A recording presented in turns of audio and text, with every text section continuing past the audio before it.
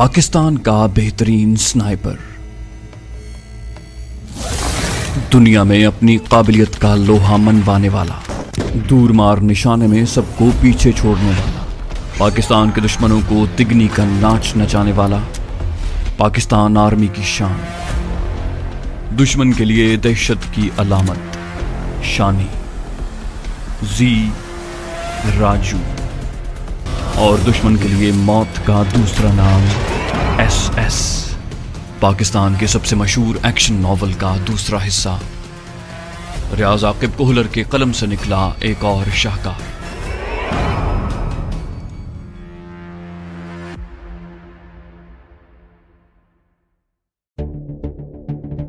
बुलंदी की जानिब कदम बढ़ाते हुए मेरे चेहरे पर तफक्कुरात का जाल फैला था, और ऐसा पहली बार नहीं हो रहा था। हर ऐसे वक्त में जब मौत कुछ ज्यादा ही करीब दिखाई देने लगे, इंसान के एहसासात ऐसे हो जाते हैं। मैं इसे कितना ही एहतियात पसंदी का नाम दूं, फहमो फरासत गर्दानूं, होशियारी से ताबीर करूं, दूरंदेशी कहूं या खबरदारी समझूं, हकीकत में इसे खौफ और डर ही समझा जाएगा। सिर्फ पलवशे के गायब होने के अरसे में जब मैं उसे मुर्दा समझे हुए था, तब मौत का डर मेरे दिल से निकल गया था, और उसकी वापसी के साथ जिंदगी की सारी दिलचस्पियां और रानाइयां लौट आई थीं। उसकी मोहब्बत को मैंने हर रिश्ते पर मुकद्दम समझा था। वो मुझे उतनी ही अजीज और प्यारी थी। अगर कभी ऐसा मौका आया कि मुझे अपनी जान और उसकी जिंदगी में एक का चुनाव करना पड़ा, तो यकीनन मेरी तरजीह उसकी सलामती होगी। लेकिन बात जब वतन अजीज की खिदमत और हिफाजत की आ जाती है, तो अपनी अजीज जान हस्ती के वावेले को भी मैंने पसे पुश्त डाल दिया था। उसकी शुरू दिन से कोशिश थी कि मैं फौज की नौकरी को खैर बात कह दूं।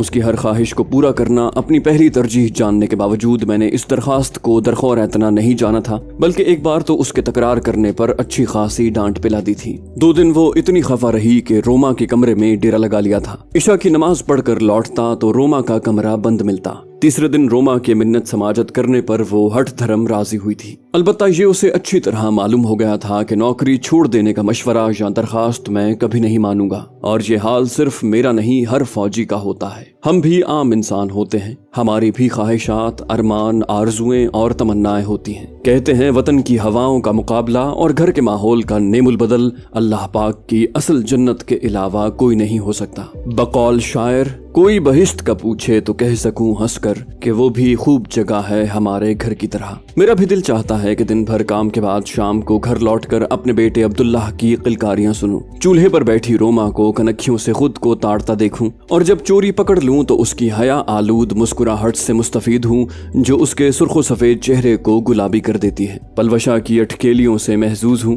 अम्मा जान, अब्बू जान और फूफी जान की शफकतें समेटूं। जंगलों, वीरानों, पहाड़ों और सहराओं में दुश्मन का ताकुब करना, कभी उनसे छुपने को भागना, कभी गोली चलाकर दुश्मन को सर से महरूम करना, कभी अपने बदन पर गोली खाना। ये खेल सुनने वालों को बेशक दिलचस्प लगे, आप लुत्फ अंदोज हों, अपने फारिग औकात में इनसे जी बहलाएं, मगर जिस पर गुजरती है सिर्फ वही इस तकलीफ और दर्द को महसूस करता है। शायर कहता है, कुछ मैं ही जानता हूँ जो मुझ पर गुजर गई, दुनिया तो लुत्फ लेगी मेरे वाकयात से। बुलंदी तय करते हुए नजरें तसलसल से दाएं बाएं का जायजा ले रही थीं, और दिमाग उल्टे सीधे ख्यालात की जुगाली में मसरूफ था। अजीबोगरीब ख्यालात थे जो सावन की घटा की तरह उमड़े चले आ रहे थे। सर झटक कर मैंने इन ख्यालात को दूर करने की कोशिश की, मगर नाकामी हुई थी। हम खामोशी और एहतियात से फूंक फूंक कर कदम रख रहे थे। अंधेरे में पहाड़ी इलाके में ढलान चढ़ते या उतरते वक्त एहतियात करना ऐसा ही है जैसे कोई दोशीज़ा पायल पहनकर बगैर छन छन की आवाज पैदा किए हरकत करे।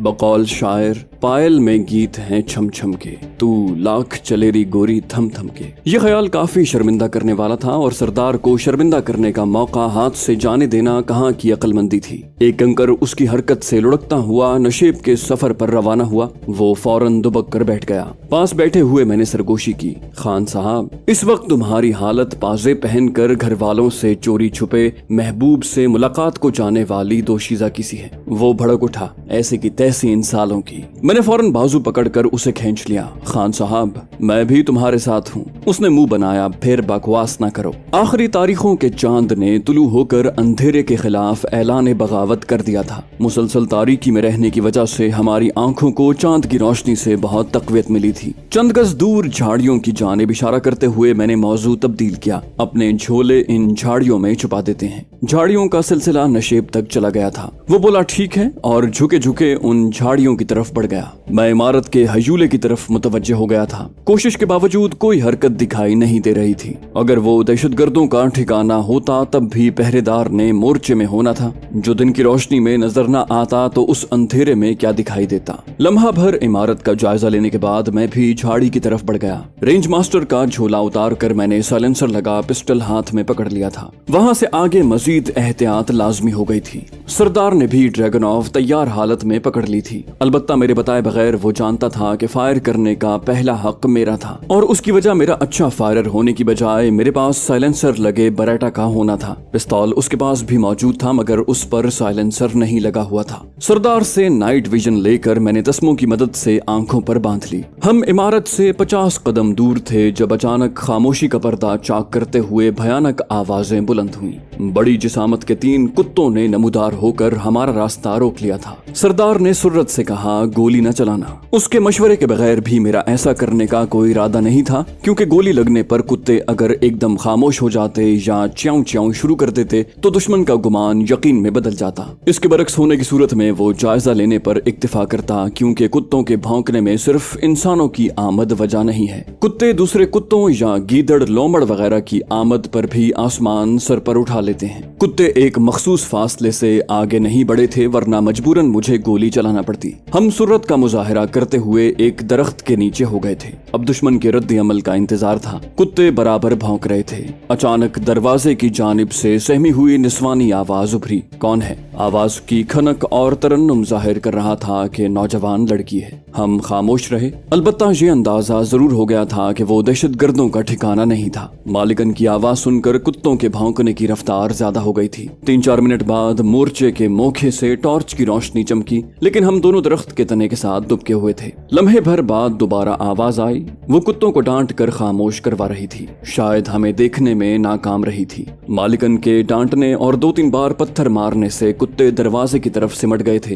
तभी उसकी आवाज उभरी, तुम मेरे निशाने पर हो। बेहतर होगा यहाँ से दफा हो जाओ, वरना मैं गोली चलाने पर मजबूर हो जाऊंगी। अब मजीद छुपना बेकार था। हम आड़ से निकलकर सामने हुए। कुत्ते दोबारा भौंकने लगे। उन्हें नजरअंदाज करके मैं मोर्चे की तरफ मुतवज्जे हुआ। बहन, हमारा मकसद आप लोगों को नुकसान पहुंचाना नहीं, किसी जरूरी काम से आए हैं। यहाँ दिन का कुछ हिस्सा गुजार कर चले जाएंगे। आपको घबराने या परेशान होने की जरूरत नहीं है। उसने मशकूक लहजे में पूछा, तुम्हारा यकीन क्यों करूं? मैंने इत्मीनान से कहा, क्योंकि आपके घर में दाखिल होने का हमारा कोई इरादा नहीं है। उसने पूछा, तुम्हारी आमद का मकसद क्या है? वो भी इतनी जल्दी मुतमईन नहीं हो सकती थी। मैंने कहा, ये जानना आपके किसी काम नहीं आएगा। वो धमकाने लगी, मुझे अकेला समझना तुम्हारी भूल है। मेरे भाई घर पर ही सोए हुए हैं। मैंने कहा, जाग जाएं तो हमारे पास भेज देना, उन्हें मुतमईन कर देंगे। फिलहाल आप आराम करें और हमें अपना काम करने दें। गुफ्तगू खत्म करने का इंदिया देकर मैं सरदार को बोला, चलो। हम मकान के शर्की जानिब 2 दरमियानी ऊंचाई के दरख्तों की तरफ बढ़ गए। दोनों दरख्तों के तनों के दरमियान 4 इंच से ज्यादा फासला नहीं था। वहाँ बहुत बेहतर मचान बन सकती थी। सरदार ने मशवरा दिया,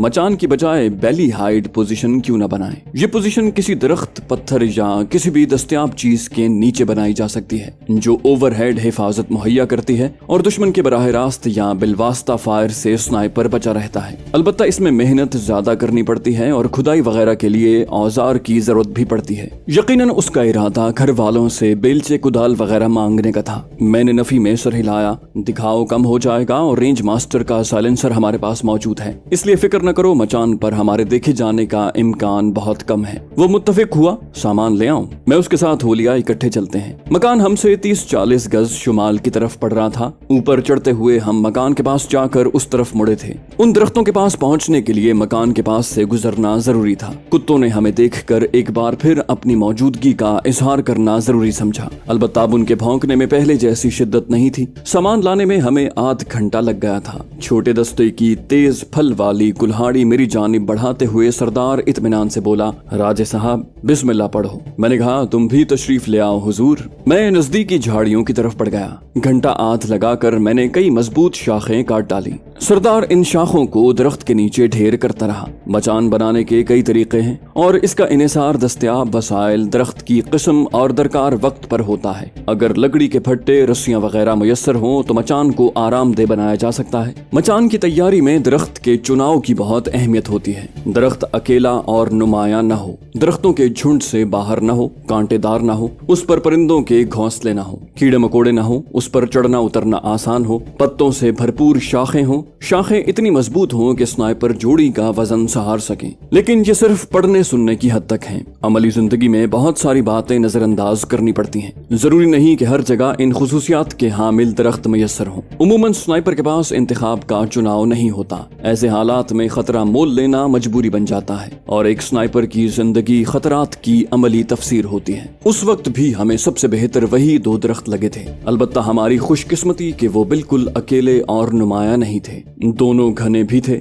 वजीरिस्तान में शाहबलूत के दरख्तों की बहुतात है और हमने शाहबलूत के दरख्तों का चुनाव किया था। मकामी जबान में वो उसे सड़ाए कहते हैं। इसकी 2-3 अक़साम हैं जिनमें ज्यादा फर्क नहीं है। इस दरख्त पर कांटे तो नहीं होते, लेकिन पत्तों के किनारे नोकीले होते हैं जो नंगी जिल्द पर चुभ सकते हैं। अलबत्ता लकड़ी इंतहाई मजबूत होती है। मकामी लोग इसकी लकड़ी कोयला बनाने में इस्तेमाल करते हैं। मिट्टी से इग्लू नुमा कद्दे आदम भट्टियां बनाकर उसमें दरख्त की लकड़ियां छत तक भर देते हैं, फिर उसे धीमी आंच पर सुलगने को छोड़ देते हैं। चंद दिनों में उम्दा कोयला तैयार हो जाता है। वजीरिस्तान में काफी लोग इसी कारोबार से वाबस्ता हैं। दरख्त पर चढ़ने से पहले हमने फजर की नमाज पढ़ी और फिर कुल्हाड़ी नेफे में उड़स कर मैं दरख्त पर चढ़ गया। सुबह का मलगजा उजाला हर तरफ फैल गया था। अब टॉर्च रोशन करने की जरूरत बाकी नहीं रही थी। मुनासिब बुलंदी पर पहुंचकर मैंने सरदार को शाखें पकड़ाने का इशारा किया। वो शाखें देता गया और मैं तरतीब से रखता गया। पहले मरहले में मैंने मचान का फर्श बनाया। सरदार ने रस्सी को उधेड़कर उसके छोटे छोटे टुकड़े कर दिए थे।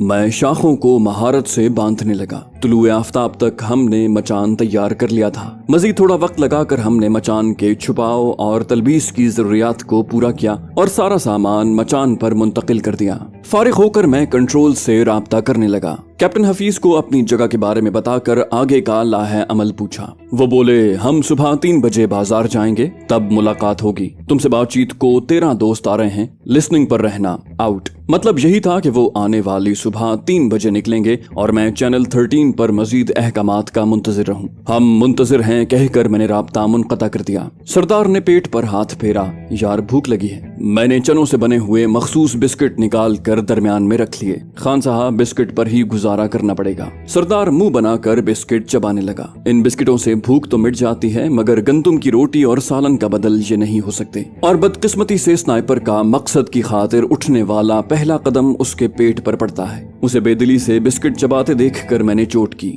ये खुराक है, दवाई नहीं। सरदार ने कहा, मैं कुछ और सोच रहा था। मैंने नफी में सर हिलाया। ये फिक्रा ही गलत है, पठान सोचा नहीं करते। वो मुल्तजी हुआ, अरे सुनो तो सही। मैंने मुंह बनाया। बिन बुलाया मेहमान बनना मुझे कबूल नहीं है। वो मुसिर हुआ, खाने के पैसे दे देंगे।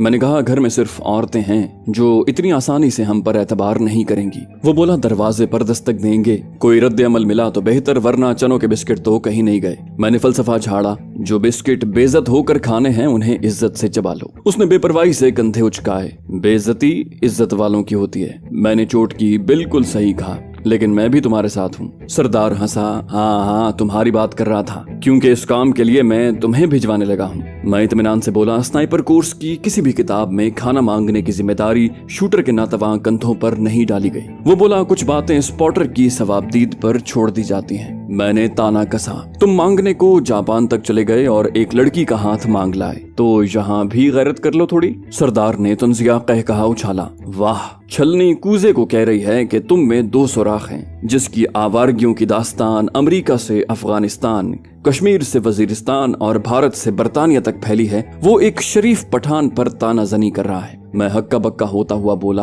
बरतानिया का नाम तो मैंने सिर्फ निसाब की किताबों में ही पढ़ा है। वो बोला, शायद ऐसा ही हो, मगर लॉरा ब्राउन का नाम किसी निसाबी किताब का हिस्सा नहीं है। मैंने माथे पर हाथ मारा। धत तेरे की बेशरम पठान, उसे मैंने देखा तक नहीं। सरदार ने इत्मीनान भरे अंदाज में कहा, हाँ, देखा होता तो आज चौथी ढूंढ रहे होते। वैसे कशमाला बहन भी बुरा इंतखाब नहीं था। मेरा रुख घर की जानिब था। उसी वक्त 2 बच्चियां मकान से बरामद हुई। उनका रुख हमारी मचान की तरफ था। एक के हाथ में छाबा और दूसरी ने केतली उठाई हुई थी। मकीनों को रिवायती मेहमान नवाजी नहीं भूली थी। गुर्बत और तंगदस्ती भी इस इलाके के लोगों को मेहमान नवाजी से बाज नहीं रखती। मैं दरख्त से उतरने लगा। ठीक है खान साहब, ज्यादा दिमाग मत खराब करो, मैं नाश्ते का बंदोबस्त कर लेता हूँ। सरदार ने दबे लहजे में नारा बुलंद किया, राजा जिंदाबाद। मैं जानता था मेरा दोस्त इतना हड हराम और निकम्मा भी नहीं हो सकता कि अपने उसका सर मकान की तरफ घूमा। बच्चियों पर नजर पड़ते ही दांत पीसते हुए बोला, हाँ मैं भी कहूँ तुम जैसा डीट इतनी आसानी से कैसे राजी हो गया। इस्तेहज़ाई कहका बुलंद करके मैंने आखिरी 3-4 फुट का फासला छलांग लगाकर पूरा किया। बच्चियों की उम्र 7-8 साल से ज्यादा नहीं थी।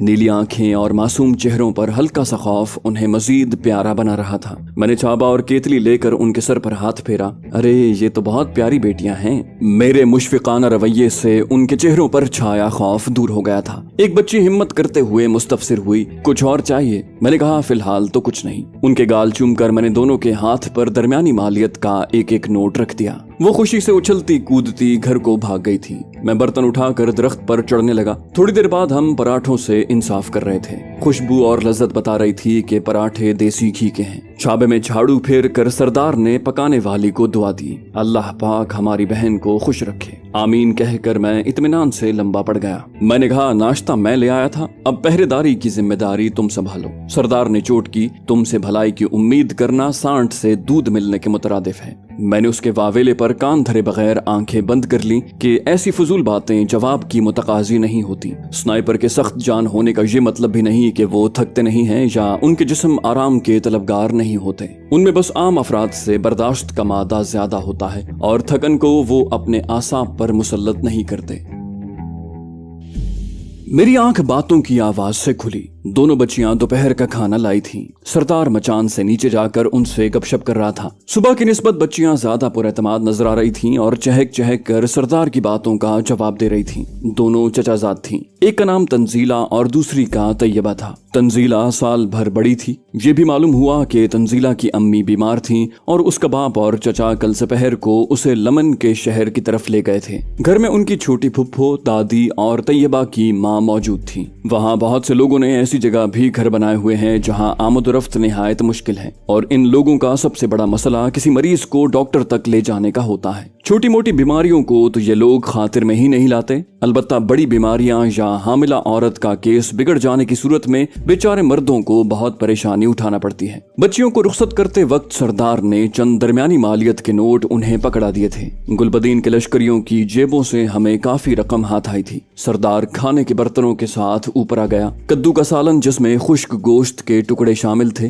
भरपूर नाश्ता करने के बाद खास भूख तो नहीं लगी थी, फिर भी हम 2-2 रोटियां डकार गए थे। खाने के दौरान सरदार ने दस्ती बमों के धमाकों का भी बताया था। मैंने पूछा धमाके किस वक्त हुए? वो बोला 10:30 बजे। मैंने कहा तुम्हें आईकॉम पर दुश्मन की बातचीत सुनने की कोशिश करना चाहिए थी। उसने मुंह बनाया, सुनी थी हुजूर, सिर्फ एक ही बम फटा है। दूसरे खेमे में वो एक जानिब का कपड़ा फाड़ कर दाखिल हुए थे और दस्ती बम को दूर फेंक कर नाकारा कर दिया था। कलात खान बच गया है। एक आदमी शदीद जख्मी और एक कत्ल हो चुका है। दस्ती बमों की वजह से उन्हें यकीन हो गया है कि पसे पर्दा पाक आर्मी है। अपने तमाम लश्करियों को उन्होंने खबरदार कर दिया है। कमांडर अदील जान के लश्करी भी अपने दोनों आदमियों को बार बार पुकार रहे थे, लेकिन उनकी और गुलबदीन के आदमियों की गुफ्तगू मैं नहीं सुन सका। सरदार ने काफी कारामद मालूमात हासिल की थी। खाना खाकर सरदार आराम करने लेट गया। रेंज मास्टर को खोलने की अब तक हमें जरूरत पेश नहीं आई थी।